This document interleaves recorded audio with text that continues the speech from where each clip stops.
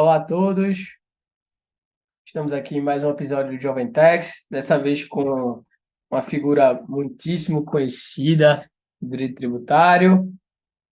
Hoje o nosso entrevistado é o Ramon Tomazella.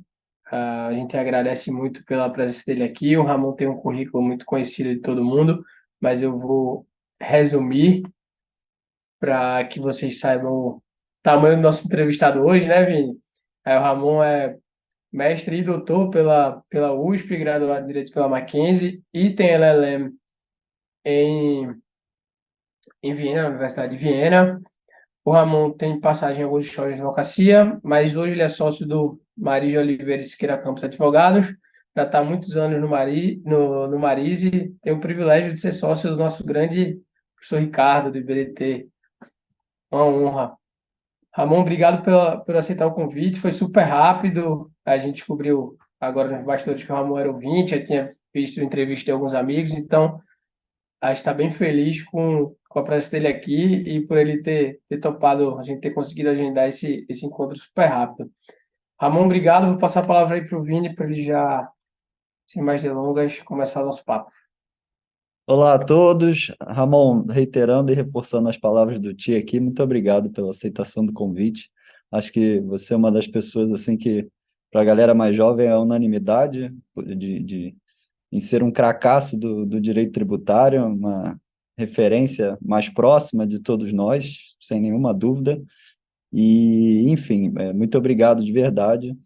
E já passando para o início do nosso bate-papo aqui, e voltando alguns anos na sua vida, na sua trajetória, se puder contar um pouco melhor para a gente como é que foi sua experiência acadêmica, assim, e por que que você veio a optar ou cair dentro do direito tributário, se já tinha uma preferência anterior ou se descobriu na faculdade, né? Eu sei que a maior parte das faculdades vem a ter a cadeira de direito tributário somente mais para o final, né? Diferente da minha, que foi no início, por exemplo.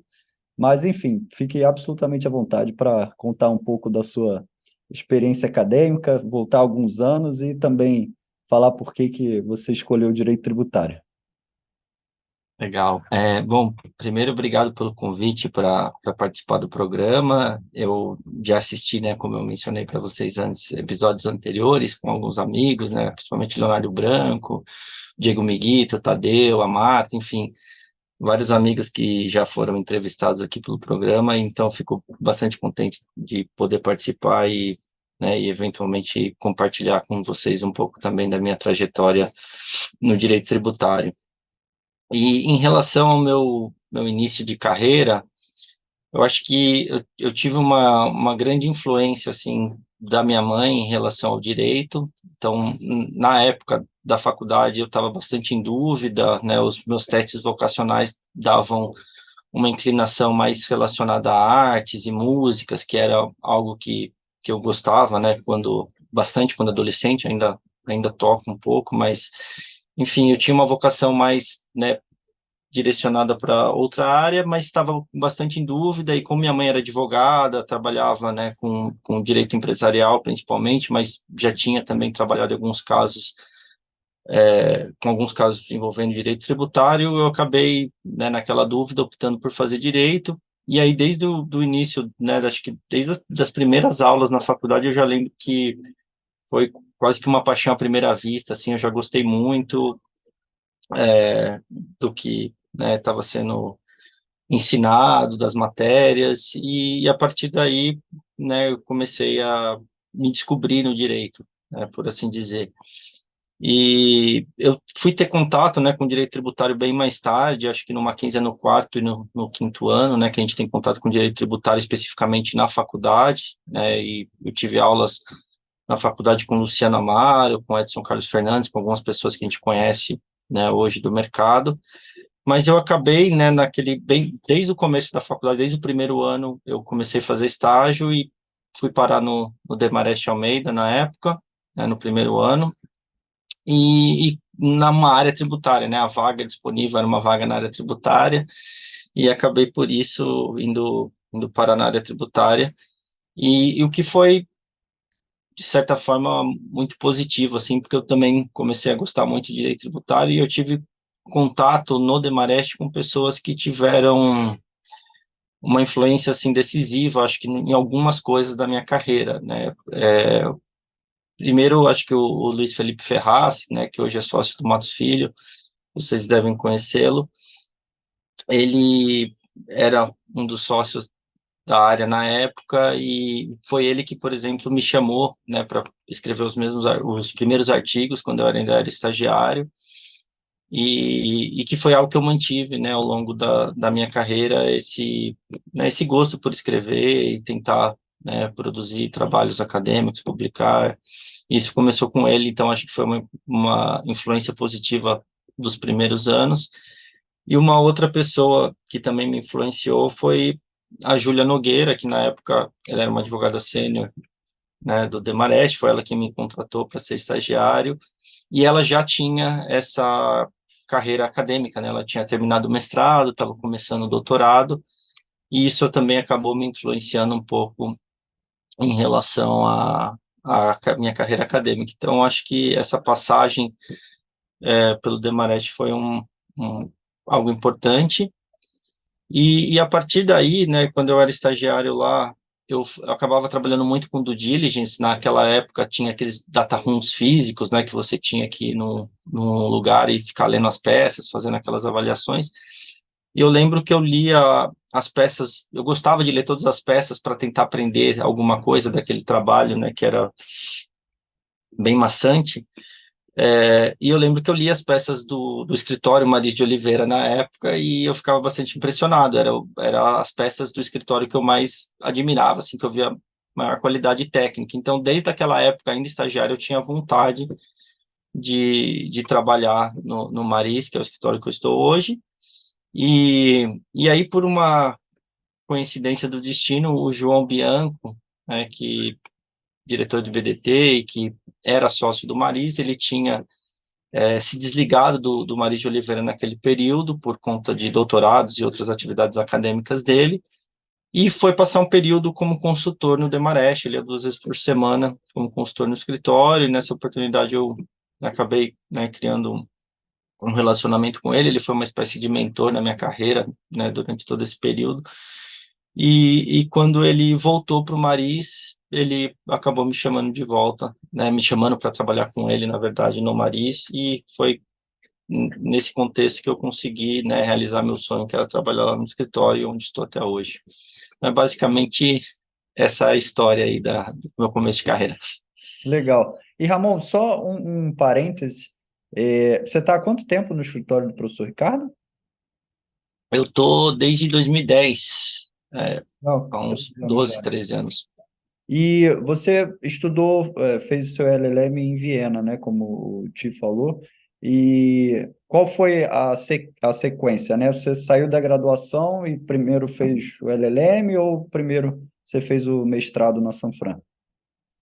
Então, primeiro, assim, eu fiz primeiro aquela pós-graduação Lato Sensu da USP em 2000 acho que 2009 ou 2010, foi a primeira turma da pós-graduação. Ela durou 2 turmas apenas, depois essa pós-Lato Sensu foi extinto, mas eu fiz essa pós-graduação, e nessa pós eu comecei já tentar o mestrado, né? Então eu entrei como aluno especial no mestrado, né? Fui tentando criar, né, as conexões com os professores, porque essa parte de escolha do orientador, principalmente, né, é a mais complexa, assim, porque tem uma fila, enfim, precisa confiar que você vai levar até o final, vai entregar um bom trabalho.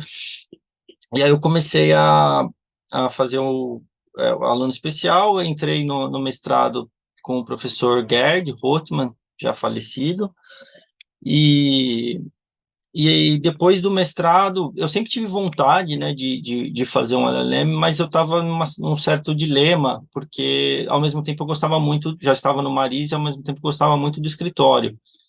E naquela época o escritório não tinha uma política muito definida em relação ao LLM. O escritório ainda é, mas era bem menor do que é hoje, e eu não tinha certeza se eu poderia ir embora e voltar e ter uma vaga lá, porque eles precisariam contratar uma pessoa no meu lugar para suprir a demanda de trabalho, enfim.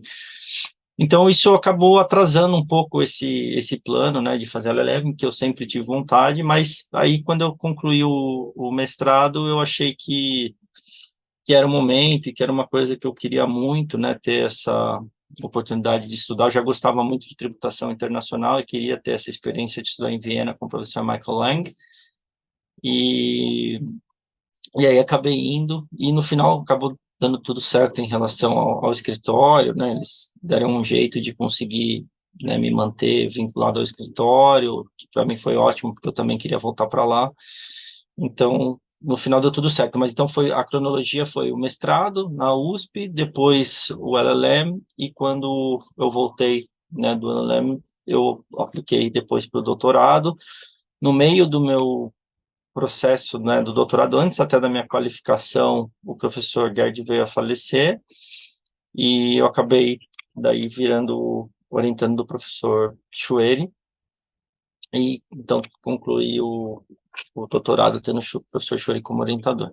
Ramon, passando um pouco para sua carreira profissional agora, a gente vê que você foi um cara que não pulou tanto, né? De galho em galho, digamos assim.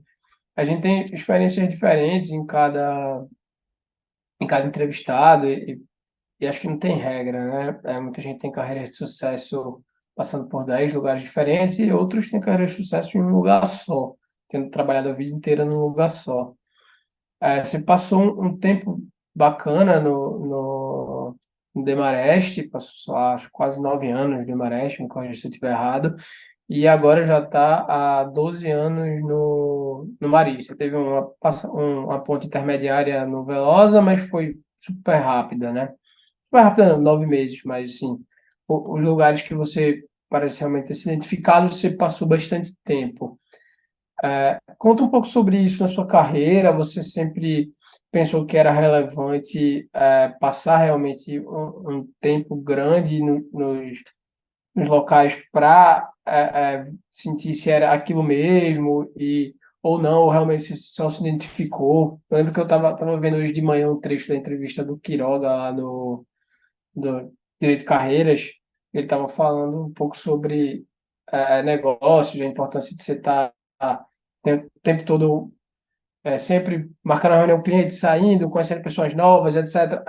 Quando você está muito tempo no escritório, você termina, se você tiver espaço também, tendo muito contato com os clientes, você pega vários trabalhos e ali você não vai trocando, não troca o tempo todo, então você termina criando talvez alguma proximidade maior com os advogados internos, com os clientes. Isso te ajudou também na tua carreira. Conta um pouco dessa particularidade sua de ter tido uma carreira perene, assim, ter ficado muito tempo nos lugares e se isso foi determinante para você conseguir chegar onde você está hoje. Fala um pouco. Uhum. Eu acho que, assim, não foi muito consciente da minha parte ter passado longos anos em cada um dos lugares, mas hoje eu vejo que isso é bastante importante, principalmente no momento em que você tem a pretensão de virar sócio num escritório. Geralmente, quem vira sócio em um escritório, salvo nas contratações laterais, são pessoas que têm bastante tempo de casa, bastante tempo, conhece aquela estrutura, tem o DNA daquele lugar, conhece todos os clientes, tem um bom relacionamento com todos os clientes. Então, até para entender a dinâmica do escritório como um todo. Então, eu acho que isso é importante, principalmente numa fase, né, mais próximo da sociedade, você está bastante consolidado em um determinado lugar. Mas, no meu caso, né, acho que não foi algo que foi muito planejado da minha parte, embora eu sempre tenha pensado na minha carreira como um negócio, eu sempre tenha pensado em como desenvolver minha carreira, sempre levei isso muito em consideração, assim, tentei guiar minha carreira da forma que eu achei que era a melhor, né, para atingir os resultados que eu queria. Mas eu acabei ficando bastante tempo no Demarest, porque era um ambiente que era desafiador, que tinha trabalhos interessantes, que eu tinha espaço para crescimento, então, por muito tempo, eu fui bastante, né, feliz lá como advogado.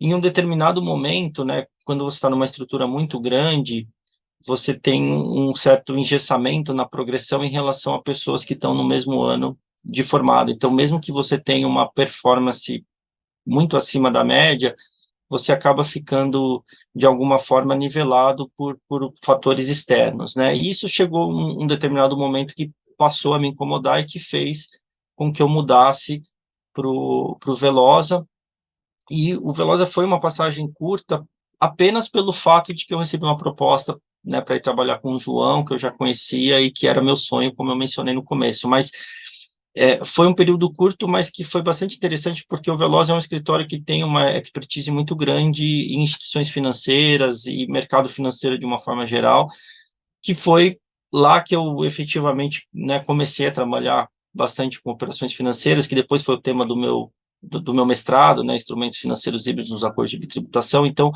eu aprendi bastante lá e é uma área que eu desenvolvo até hoje, né, no Maris, que é tributação no mercado financeiro e de capitais de uma forma geral. Então, acho que também foi uma passagem importante que acabou sendo interrompida por conta dessa possibilidade de transição.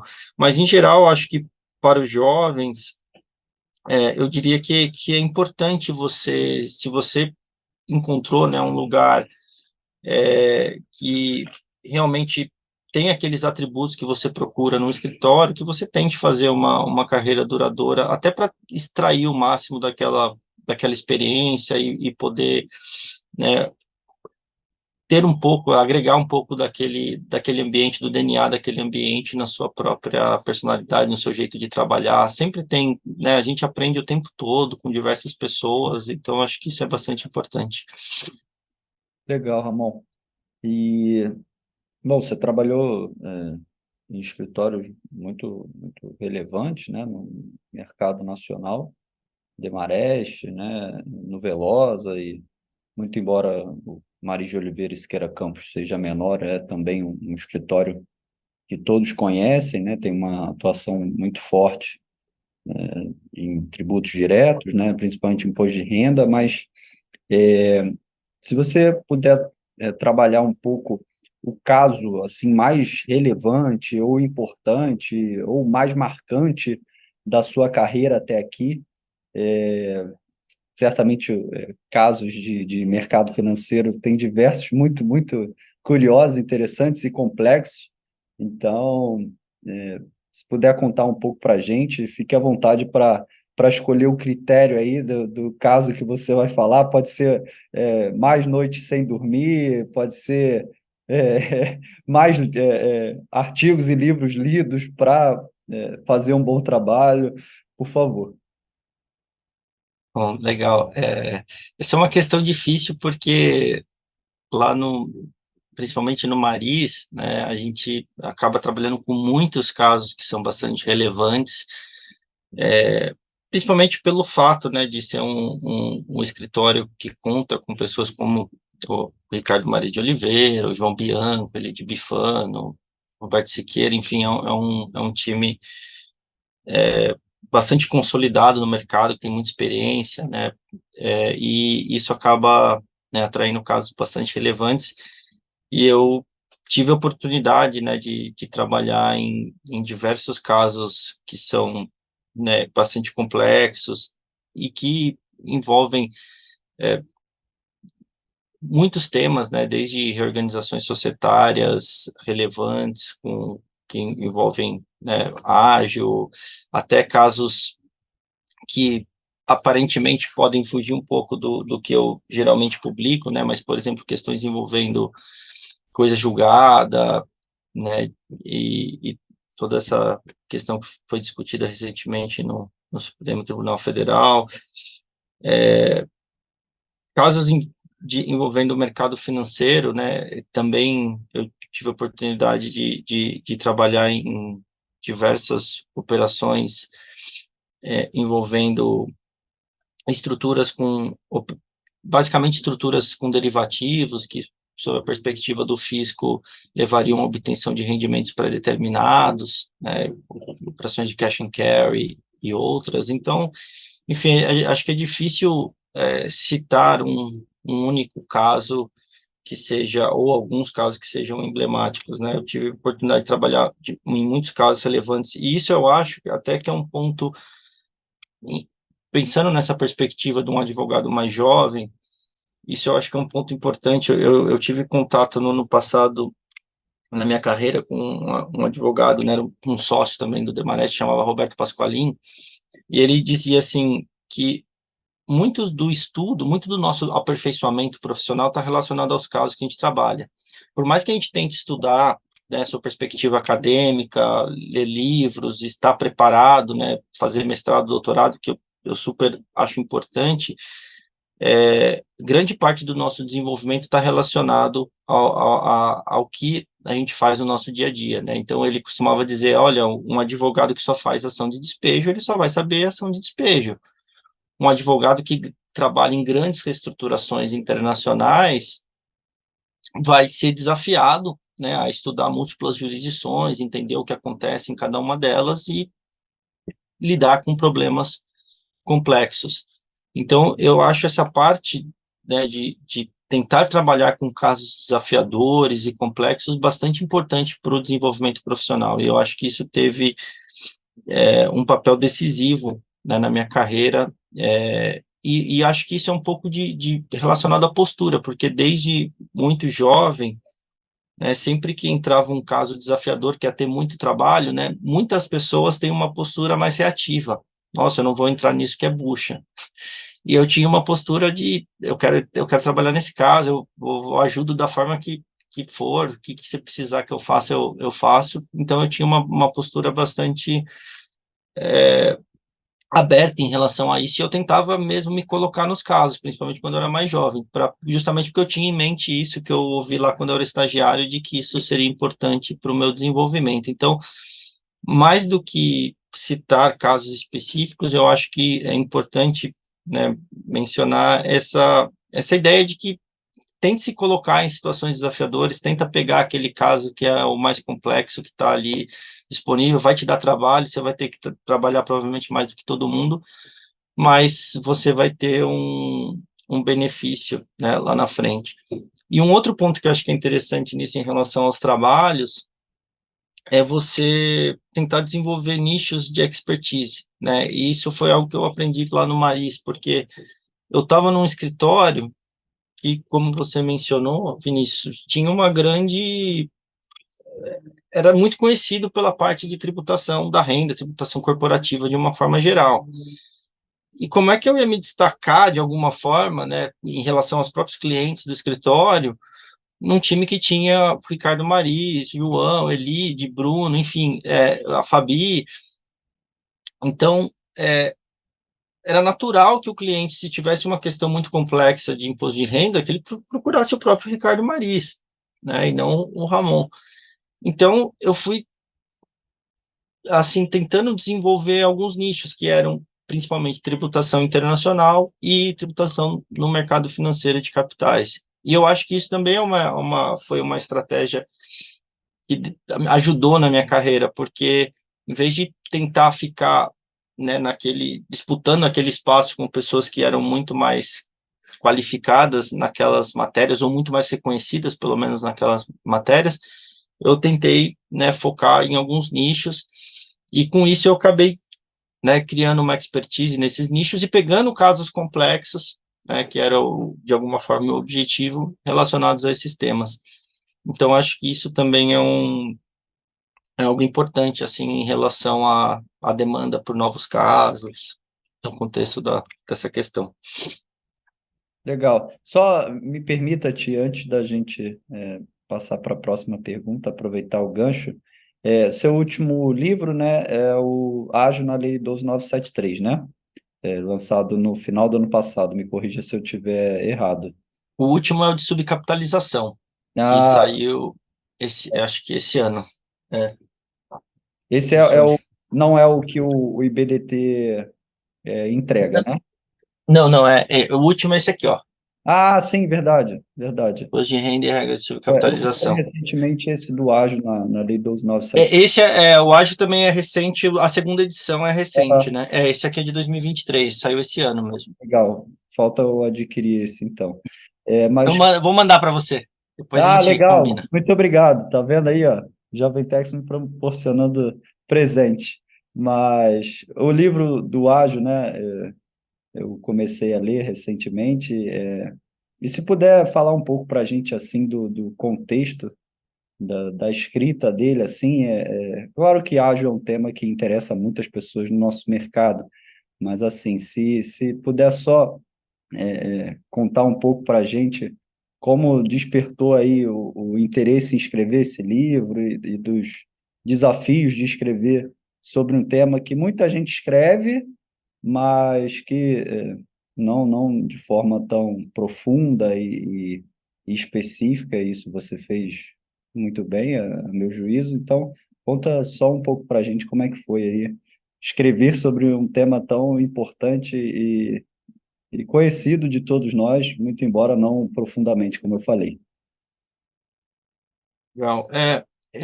A ideia, assim, acho que do escrever um livro especificamente sobre ágil foi um pouco relacionado, né, à experiência que eu já tinha trabalhando em casos, né, envolvendo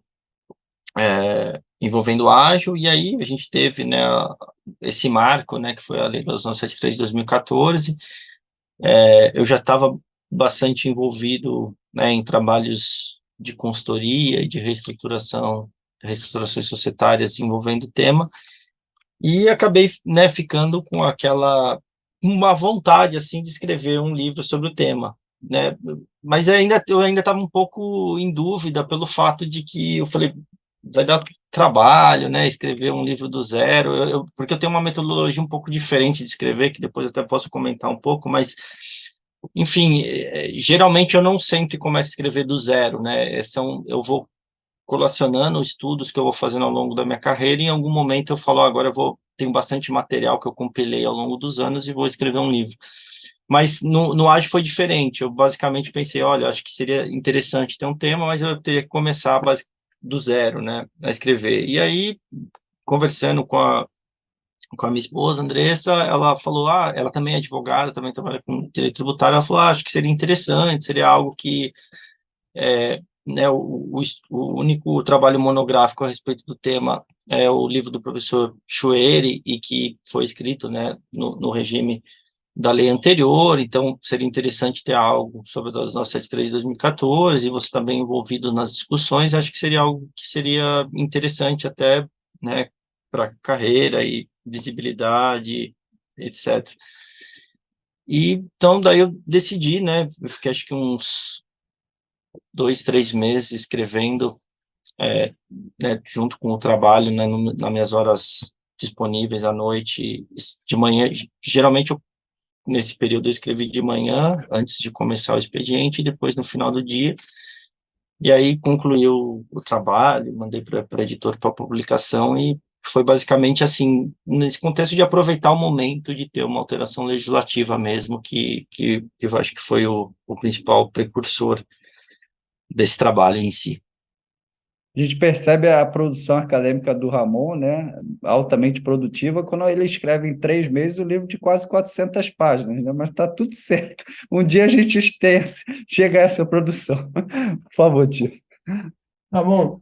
É, você falou aí dessa sua experiência no mundo acadêmico, sua experiência profissional, e a gente percebe que várias vezes há uma inquietude, pouco, ou inquietação um pouco grande dos jovens em relação ao mercado, né? Então, a gente vê muita gente migrando muito de um lugar para o outro por razões, às vezes, pequenas. Claro que cada um sabe o que está fazendo, mas assim, eu imagino que você deve ter visto muito isso na sua trajetória profissional, e à medida que você foi ficando um cara mais sênior, você foi tendo mais contato com os advogados que estavam chegando no mercado, geralmente os advogados que chegam no Demarest e também no Maris são advogados que vêm de boas universidades ou que têm uma qualificação ou que são estudiosos, etc. Eu digo porque tenho vários amigos nos dois escritórios, amigos mais júniores e assim, todos muito bons. Mas eu imagino que você tenha visto essa mudança acontecer muito, assim, o cara entrar, sair, E estou tentando fazer essa pergunta que a gente sempre faz num contexto um pouco diferente, assim, que a ideia é a gente perguntar o que é que você acha que o jovem precisa fazer para se destacar na carreira, assim. O que é que você vê de um jovem, o que é que chama a sua atenção, um jovem, quando ele chega no escritório para trabalhar com você? E um pouco nesse contexto também de você ter sido um cara sênior e ter visto muita gente entrando e saindo, muito possivelmente desses lugares, e muita gente boa, que às vezes pode terminar se perdendo por não ter paciência. Muita gente fala que a nossa carreira, especialmente no mundo jurídico, é uma maratona, né? É uma coisa longa, não é uma corrida 100 metros. Então, fala um pouco sobre a sua experiência com o pessoal mais jovem, o pessoal que está chegando agora no mercado, que está formado há menos tempo. Eu, como essas pessoas, como você percebe que essas pessoas são diferentes, o que é que elas fazem que chama a sua atenção para o bem e para o mal? Conta um pouco disso, se você puder, para a gente, por favor. Legal. Eu acho que esse comentário que você fez, Thiago, sobre a carreira jurídica não ser uma corrida de 100 metros, né, e sim uma maratona, é bastante importante, né? O João Bianco já me falava isso no passado. Eu acho que é natural, né, ter uma certa ansiedade, né, em relação à carreira, em relação a onde você quer chegar. Eu também tive isso, né, em vários momentos da minha carreira. Apesar de ter ficado bastante tempo em cada um dos escritórios que eu passei, eu sempre tive um pouco de ansiedade em momentos específicos, né? Então, acho que, por exemplo, quando eu estava prestes né, a virar sócio, no momento que você está pleiteando ali, né, o cargo de sócio, foi um momento, né, bastante decisivo, e eu vejo muitas pessoas, às vezes, inclusive saindo, né, apostam tudo naquele momento: se eu não virar, eu saio, e aí sai, e por conta de um ano, que ele não quis esperar um ano a mais, ele vai ser sócio, né, vai montar o seu próprio escritório, talvez ainda sem um amadurecimento suficiente para ter um próprio escritório, em vez de virar sócio de uma grande placa. Muitas vezes isso acaba mudando completamente a trajetória, né, da sua carreira. Você vai por um caminho que, por conta de uma ansiedade, né, que talvez não fosse o caminho certo, enfim. Então, acho que eu passei por isso. Acho que a gente, né, precisa ter paciência nesses momentos decisivos da nossa carreira, tentar segurar um pouco da ansiedade, ouvir as pessoas mais velhas, ter um pouco de cautela nos movimentos. Mas acho que essa ideia de que carreira jurídica é uma maratona é bastante importante. Em relação, assim, aos jovens advogados, né, características que eu acho importante, acho que tem aquelas características tradicionais, assim, que eu acho que continuam relevantes de uma forma geral, né? Dedicação, persistência, uma boa formação acadêmica.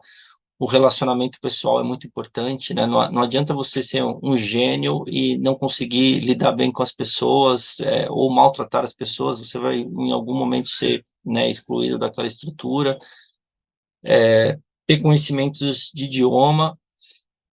E fora isso, eu acho que no cenário atual, principalmente, que a gente está num contexto, né, de inteligência artificial e toda essa mudança tecnológica, uma nova ruptura tecnológica, eu acho que tem alguns outros elementos que acabam sendo importantes, que estão relacionados a conhecimento estratégico, né? Você não apenas, assim, a capacidade de pensar numa estratégia processual, por exemplo, e sim uma estratégia do negócio, algo que agregue valor, como aquele trabalho que você desenvolve pode criar um valor para o cliente. Então, desenvolver esse papel do advogado como um trusted advisor do cliente, que conhece aquele negócio, que tem credibilidade com o cliente, né? Então, acho que o advogado hoje ele precisa ter uma espécie de um prontuário médico, né, do cliente, de tudo que ele já fez, para ele ter aquele histórico e, com isso, conseguir entender o negócio e agregar valor nessa atividade, algo que a inteligência artificial, por exemplo, ainda não vai conseguir fazer. Então, eu acho que tem alguns diferenciais hoje que vão ser muito mais importantes do que eram no passado, né? Investir, por exemplo, em conexões pessoais de qualidade, relacionamento pessoal para fins de captação. Eu acho que comunicação é cada vez mais importante, né? Como eu estava mencionando até antes da gente começar o bate-papo.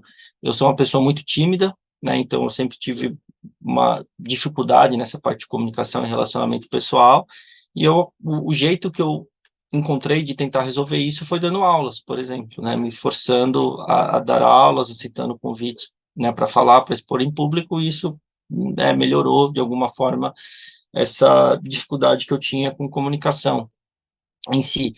Então, e eu acho que um outro ponto que é interessante é a questão da entrega, né? Eu sempre tentei, ao longo da minha carreira, fazer uma espécie de um over-delivering, né? Entregar mais do que esperavam de mim em relação a cada um dos trabalhos. Acho que isso é uma maneira de tentar se destacar, né? Num ambiente que a gente tem hoje, com muitas pessoas capacitadas. E acho que é isso, né? Pensar na sua carreira de alguma forma como um negócio. Eu também já mencionei a questão de desenvolver um nicho de expertise, que eu acho que é relevante. E algo que eu também usei na minha carreira, e eu acho que foi muito útil, foi ter mentores. Eu tive, né, como eu mencionei, num primeiro momento, o Luiz Felipe Ferraz, num segundo momento, o João Bianco, no Maris, e eles foram pessoas que me acompanharam durante toda a minha carreira e, de alguma forma, me acompanham até hoje, né? Quando tem alguma dúvida em relação ao que fazer, algum movimento, ou qualquer coisa, né, para trocar ideia em relação a um determinado aspecto da carreira, eu ainda converso com eles, né? E eu acho que isso foi muito bom, né, para ter essa visão de alguém mais experiente, alguém que já passou pelo que eu estava passando, né, posteriormente.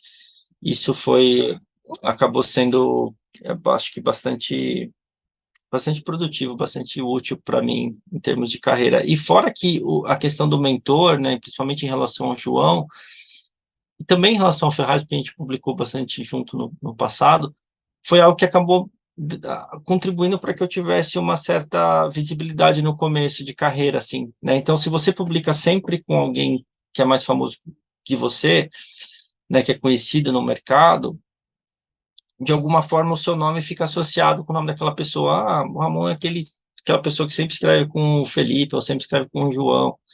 E isso acabou sendo, né, abrindo algumas portas, digamos assim, em relação a, a esse começo de carreira, que também foi bastante importante para mim, tanto que eu sou muito grato aos dois por isso, né? Legal. Os professores Bianco e Fabi Carsoni talvez sejam os que mais tenham mentorados, ainda que indiretamente, por serem o antigo e a atual coordenadora do IBDT Jovem, né? Então, Jovem, isso. é muito bacana, eles fazem um trabalho excepcional, assim, e sempre incentivaram, por vezes cegamente, os mais jovens a escreverem, né? O IBDT Jovem, como muitos devem saber, apresenta o Pequeno Expediente toda quinta-feira na mesa de debate do BDT, então é algo super importante assim para a galera perder, como você falou, um pouco da timidez, da vergonha, trabalhar a oratória, que é tão importante para a nossa carreira, falar melhor, enfim, é muito bacana. E, bom, passando aqui para a minha última pergunta, o Tiago vai finalizar. Infelizmente, estou adorando a conversa aqui, mas, Ramon, se puder contar. É uma pergunta difícil, assim, porque às vezes a gente não pensa muito no futuro, mas se você puder abrir aqui para a gente o que você tem em mente para o futuro, se pretende novamente estudar fora do Brasil, ou se eventualmente fazer um estágio pós-doutoral, é, enfim, conta um pouco para a gente quais são seus planos para o futuro. Legal, é bom ponto. Assim, eu tenho muitos planos, né, e até acho que eu sou naturalmente uma pessoa sonhadora, mas eu acho que próximos passos, assim, seriam, eu quero, em relação às publicações, né, eu estou escrevendo um livro sobre a nova legislação de preço de transferência, que quero concluir esse projeto. Quero concluir a segunda edição do meu livro de lucros do exterior, que ela está esgotada, acho que desde o primeiro ano, e eu ainda não parei, né, para reescrevê-la, eu vou reescrever esse trabalho, também acho que é um dos meus planos. Pretendo fazer o pós-doutorado, né, ainda não sei se aqui no Brasil ou se no exterior, eu estou avaliando as duas possibilidades. Eu gostaria de fazer no exterior novamente, né, passar mais um período lá fora, mas tenho outras questões hoje, né, relacionadas ao escritório, minha esposa, tenho 2 filhos, né, a Júlia e o Theo, então tudo isso talvez, né, acabe influenciando um pouco nessa minha decisão, mas que eu vou fazer alguma coisa, acho que isso acho que faz parte dos meus planos aí, seguir nos estudos acadêmicos. Eu acho bastante importante, inclusive, acho que foi algo que eu não mencionei quando a gente estava falando dos mais jovens. Eu acho que ter esse background acadêmico é muito, muito importante. Eu recomendo a todos, mesmo que você não tenha pretensão de dar aulas, porque você acaba entendendo por que as regras são de uma determinada maneira. Porque o advogado, em geral, ele sabe como as regras são, mas muitas vezes ele não tem o background de por que as regras são de um determinado jeito, ele não entende o que está por trás em termos de política fiscal. Então, acho que ter esses fundamentos teóricos bem consolidados acaba sendo bastante importante, até para que as regras mudam, a jurisprudência muda, mas aquele alicerce ele continua firme e sólido. Então, eu recomendo para todos, independente de ter ou não pretensão acadêmica. Mas, dito isso, eu acho que os próximos passos seriam esses, né? Acho que eu continuarei estudando e escrevendo, né? Sempre que possível, e talvez até, acho que algo que eu pretendo também é encontrar um equilíbrio melhor entre trabalho e, de uma forma geral, né, trabalho, academia e minha vida pessoal também, que eu acho que hoje tá bem desequilibrado para a parte profissional, né? Então, acho que isso também é algo que está nos meus to-dos aí. Esse equilíbrio é fundamental mesmo, mas às vezes a gente não consegue, né? E a nossa área é tão movimentada, assim, quando a gente acha que vai acalmar, aí vem a Tem um CNP monte de nova medida é... provisória. Nossa senhora, aí, aí acaba o voto de qualidade, aí volta o voto de qualidade, aí vem a reforma, aí não tem mais reforma, pelo amor de Deus. Nossa, eu só estou há 3 anos no direito tributário e eu já estou achando demais. Imagina quem está há 30, né? Ou o professor Ricardo que está, sei lá, 60. É. Exatamente. Ou o professor Ricardo, que criou o direito tributário, mas não esse direito tributário. Ah, bom, muito legal, cara. Infelizmente, partindo aqui pro final, pode papo super bacana, super legal conhecer um pouco mais da sua história, essa parte que a gente não conhecia ainda. Você mencionou que você tem 2 filhos, você é casado, falou um pouco da parte do equilíbrio da vida pessoal. Então, pegando esse gancho da vida pessoal e profissional, fala um pouco para a gente. Você também falou no começo que tem uma veia para artes aí, né? Que ainda toca instrumentos. Conta um pouco o Raul fora do direito tributário que a galera não conhece. E também essa pergunta sempre é importante para as pessoas vejam que você tem que se dedicar ao trabalho, mas você também precisa ter uma vida extra trabalho, né? Senão a conta hora talvez pare de fechar. Então, conta um pouco o que é que você gosta de fazer, como é que é a sua rotina fora do escritório, como é que você gosta de se divertir, quantos anos tem seus filhos, você ainda está naquela fase, eles são muito bebês ainda ou essa fase já passou?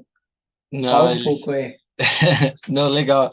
É, Em relação, né, ao meu tempo livre, assim, eu tento o máximo possível ficar com a minha esposa, com meus filhos, fazer programas junto com eles. Meus filhos ainda são bem novinhos, né? O Theo tem 9 meses, a Júlia tem 2 anos e meio, então eles ainda são bem jovens, então tá naquela fase gostosa. Eu tenho, graças ao home office, eu tenho podido passar bastante tempo com eles, né, em casa. Eu vou para o escritório, né, 2 vezes por semana, os outros 3 dias eu estou em casa, então eu acabo acompanhando esse desenvolvimento, essa fase que passa rápido, né, que eles crescem bem rápido. Então está sendo muito bom. Eu faço, né, geralmente no horário de almoço, eu vou ao jiu-jitsu 3 vezes por semana, né, que é algo que eu gosto, que também ajuda a fazer alguma atividade física, né, se manter ali fazendo algum tipo de esporte, principalmente em relação à saúde. E eu tenho, né, eu gosto de música bastante, desde eu toco baixo, né, desde a adolescência, contrabaixo, e tenho tentado manter, né, esse hobby, assim, que de alguma forma é algo que também alivia, né, um pouco dessa rotina bastante puxada que a gente tem na advocacia, né, principalmente quem concilia o escritório com academia, com publicações, aulas, etc. Então, acaba sendo uma válvula de escape. E minha família também, eu acho que um ponto que é interessante é que minha família é do interior, né, de São Paulo, então eu acabo indo alguns finais de semana para o interior, encontrar a família, isso também é uma válvula de escape. Eu tenho uma família bastante grande, né, no interior, vários primos, então é algo que também me ajuda a despressurizar, assim, e eu de tempos em tempos tento fazer isso, assim, né, como a gente trabalha muito, é muito desgastante a rotina, de tempos em tempos eu tento dar uma despressurizada, vou para o interior, desligo completamente, né, não desconecto do celular, desconecto dessa vida aqui em São Paulo, isso me ajuda bastante a manter, assim, a rotina em ordem. Acho que é isso. Bacana demais. É super importante isso de despressurizar a mente, né? E interior sempre é um lugar que recebe todo mundo muito bem, né? Mesmo É, os que não têm família, mas que acabam indo para casa dos amigos. E, enfim, eu vou muito para uma casa de praia aqui, numa cidade próxima ao Rio também, cidade pequena, e é super gostoso. De fato, a gente volta renovado. Mas, bom, infelizmente a É. gente tá chegando no final. Antes de passar a palavra para o Tiago, eu queria imensamente agradecer novamente pelo excelente bate-papo, pela excelente conversa que a gente teve aqui. Como eu falei no início, ser um cara aí que é unanimidade para a galera mais jovem, que é um grande craque do direito tributário, sua produção acadêmica é conhecida de todos nós. Fiquei muito feliz que você vai mandar um livro, né? A professora Marta mandou um livro também, e a gente fica super. Já tá cobrando, Vini, que é isso? Não, é só vou para não mandar, ó. esquecer. É só para não esquecer. E, enfim, como eu falei, eu estou lendo o seu livro do Ágil, né? A segunda edição, lançada no final do ano passado. Muito bacana, acompanho sua produção. E, enfim, Ramon, muito obrigado. E, Ti, por favor. Ramon, cara, sem tomar muito seu tempo, que todo mundo precisa trabalhar agora depois do episódio, né? Eu quero te agradecer imensamente pelo papo, por ter aceitado vir para cá. É, realmente inspiradora a sua carreira e nos faz refletir muito quando a gente escuta um pouco mais sobre a sua trajetória, tanto acadêmica como profissional, os desafios que você passou e sim, sem dramas, mas e sempre com muita determinação. Assim, quando você fala com algo que me chama a atenção e um insight que eu tive antes da gente terminar, que talvez tenha pego outra pessoa também.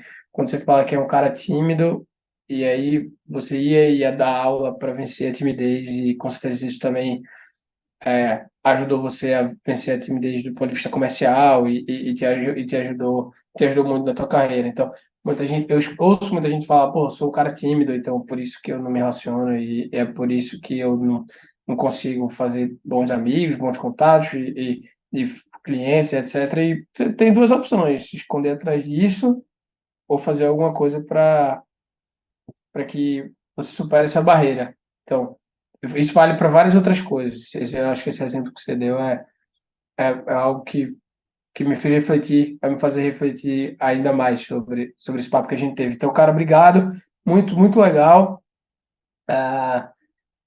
e volte mais vezes. Vou marcar alguma coisa aqui pro São Paulo também, pra gente se conhecer pessoalmente. Valeu, Ramon. Legal, obrigado, gente. Foi um prazer aí participar.